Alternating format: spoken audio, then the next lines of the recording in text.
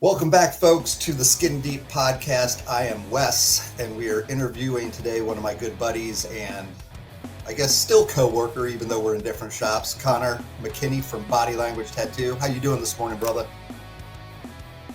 I'm good, man. How you doing? I'm doing good, doing real good. Um, so how long have you been working at Bodylanguage now as a tattooer? Uh, as a tattooer, since 2021. Right on.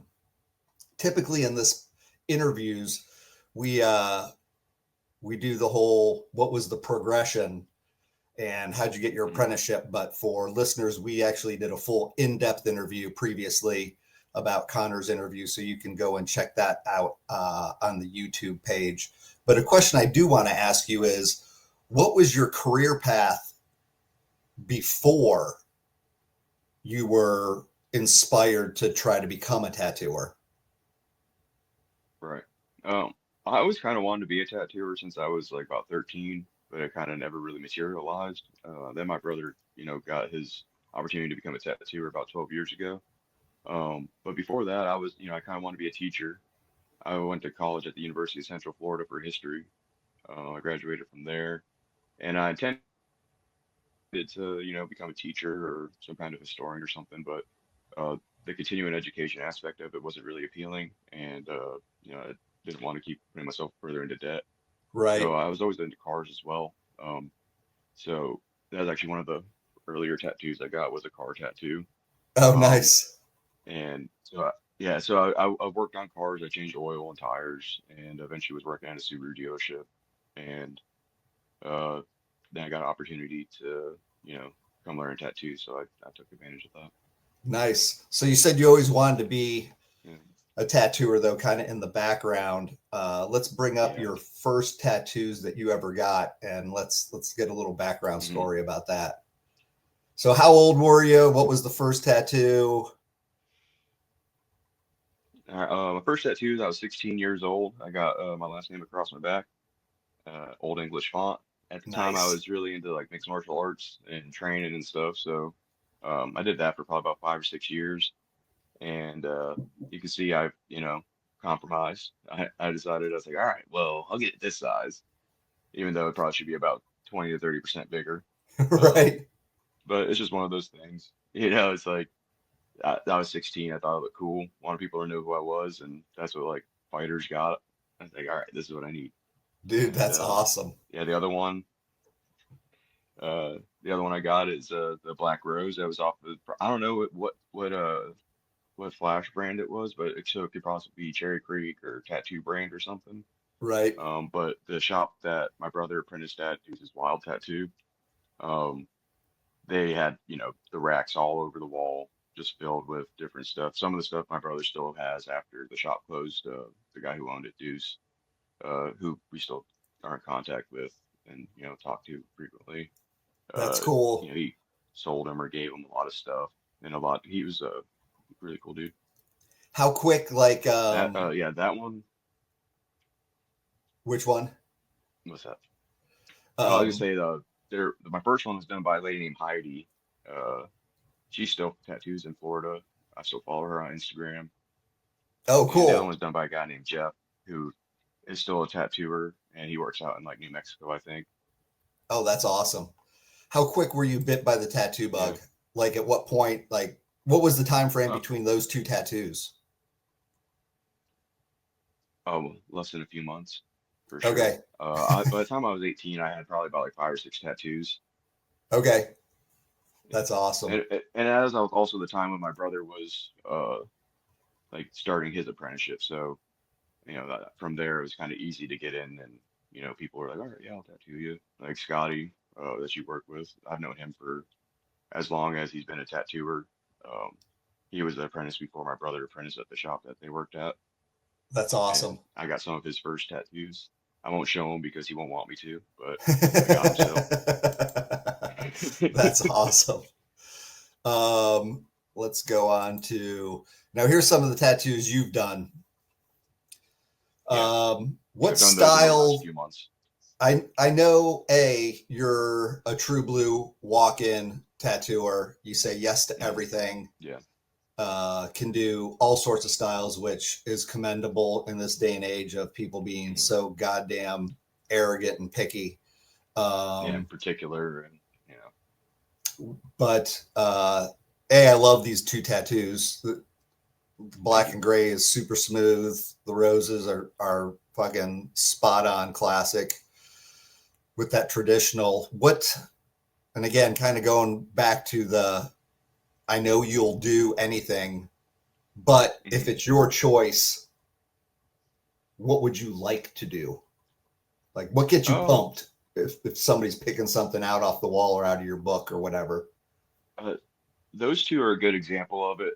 Just kind of like traditional, but kind of drawn with a more modern style. Rather than like a more New York style eagle, I went with one that's a little more illustrative. It's still traditional to the core, but like, it's the wings are a little more detailed. It has, the little, details in the cuffs of the wing and stuff. And I just like the way that looks. It seems like people kind of want more of a detailed, uh, looking tattoo, less, you know, uh, folky, or they kind of want it to be like realistic. Like the realistic to people, kind of leans more towards illustrative, and I kind of like my tattoos to lean that way as well. Right. Yeah, no, and they look fantastic. Thank you. Yeah, I did that moth that's not below the roses. I did that as well. That was Oh, okay, probably killed cool. about a year and a half. Nice. Repeat Yeah, she clientele, just gotta came in like one day and that. was like, yeah, she's like, I want to cover this area. And I was like, all right, let me draw some roses for you. And I reference a lot of people that I like their tattoos. The roses, David Capella and Inksmith and Rogers in Florida. I got tattooed by him when I was on a trip in Virginia, or at a Alley Cat Tattoo, and he put out a reference book, and I picked that up, and I drew those roses based off the stuff that he draws. And same with the eagles. I referenced like a Mike Westrop design, and I like tattooing like people I like their tattoos. I like the word you just used, which is reference. I think so many artists can take a lesson from that. Um, I learned it a long time ago. It's like basically, why do set your ego aside? It doesn't have to be your rose. If there's a Yeah. hundred better roses on the wall than what you can Hmm. draw, pick one For off sure. the wall And or at yeah. least And reference it to redraw it a little bit so it's a little different. But don't yeah. don't just go from your brain and have that ego of that's my rose. Like make sure the client gets a good Yeah. fucking tattoo. Yeah, that's the most important part to me is I'll go through and draw some of the stuff, but if I'm not happy with it, then I look for things to, compose the tattoo. Um I your reference kind of builds your style over time. So if you have good reference, then eventually your style will come through as good tattooing. And if you don't reference good things, then your tattoos kind of look weird. Yep, 100%. So I know there's more to Connor than just being a tattooer, even though you're super Hmm. dedicated. What do you like doing outside of tattooing, brother? Uh, What keeps you since I moved to balanced? Ohio, I picked up watching football. I wasn't really into football much before I moved here. But I went with Joey to a Bengals game, and after that, I was hooked. So that photo's from earlier this year at opening day. Oh, They nice. lost that day, but it was still awesome. Got good seats, good view, and then to the left of that, it was in October. I went to go see Hatebreed, and they had a Carcass, um, what was it, the Crypta and Harm's Way on the show. That's actually the hat I got on. Oh, nice. They're pretty awesome. Yeah, yeah. It was the first time I seen Hatebreed. I never really listened to them, and they're a pretty good band. Nice. Yeah, Yeah, their it's show was amazing though. Like they put on a great show. Everyone was stoked there, and Yeah, I've heard good things. I've never seen Hatebreed live, but I do like them. Oh yeah, So, yeah, yeah. work-life balance They though, have pretty good man. bands with them. Oh, that's cool. Yeah. Well, that's a little insight here into Connor McKinney from Bodylanguage. Hey, brother, those tattoos looked amazing. Um, Thank you. hopefully the people watching this agree as well. I'm I assuming they like that do. that painting Sonny did for you in the background. Looks good back there. Dude, it's fine. I know I got to find a place to hang it up, but I Yeah. just got it setting up on the Yeah. desk. Yeah, If I have a thorn anybody, paladin for me above my other dragons that I got from Scott Sterling. oh, cool. Yeah. If anybody wants to get tattooed by you, how do they get hold of you?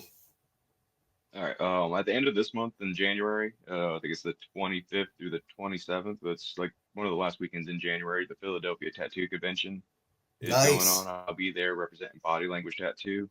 The other guys from Sacred Hand and High Street will be there as well, and Joey. So anyone that's in that area, feel free to reach out to me on Instagram or my email. My Instagram is Connor McKinney Tattoo. Uh, you could also, body language page links to my Instagram, and my email is cmtattooer@gmail.com. And any way you get a hold of me, I'll most likely get back to you within 24 hours, unless I'm super busy, but usually not the case. Dude, that's awesome. Well, thanks for the interview, brother, and wish Yeah, you of course. Thank you continued for having me. success. Have a great rest of your day. Hope you're making some good tattoos today, brother. Today's my day off, but I got some stuff lined up for this weekend. Cool. Awesome, man. Have a good morning. Yeah. You too. Thank you. Cheers, folks.